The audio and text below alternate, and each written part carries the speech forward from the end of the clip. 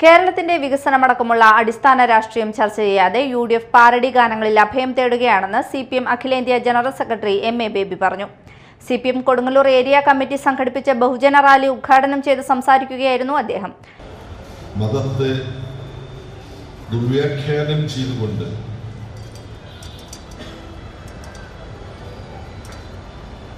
അപരമത വിദ്വേഷവും ജനങ്ങൾക്കിടയിൽ കലാപത്തിന്റെ അന്തരീക്ഷവും ഒക്കെ സൃഷ്ടിക്കുവാൻ പ്രവർത്തിച്ചുകൊണ്ടിരിക്കുന്ന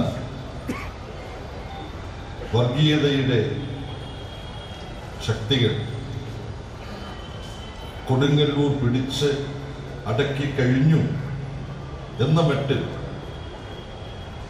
ത്രിതല പഞ്ചായത്ത് തെരഞ്ഞെടുപ്പിന്റെ നാളുകളിൽ ഈ പ്രദേശത്ത് വിശേഷിച്ചും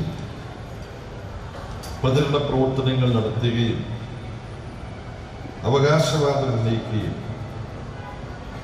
തങ്ങൾ ജയിച്ചു കഴിഞ്ഞു, ഇനി വോട്ടെണ്ണി ഫലം പ്രഖ്യാപിക്കുക എന്നുള്ള ചെറിയ ഔപചാരികതകൾ മാത്രമേ ബാക്കി നിൽക്കുന്നുള്ളൂ എന്ന മട്ടിലാണ്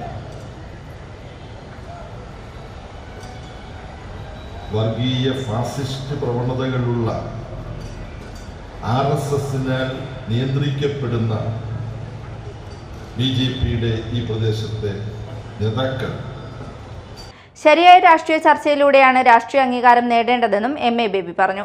ജില്ലാ സെക്രട്ടേറിയറ്റ് അംഗം പി.കെ. ചന്ദ്രശേഖരൻ അധ്യക്ഷത വഹിച്ചു. ജില്ലാ secretary K V. Abdul Khadir, K K. Abidali, K R. Jaithran, K P. Rajan, C K. Girija, Sheeja Babu, Sheela Rajkamal എന്നിവർ സംസാരിച്ചു.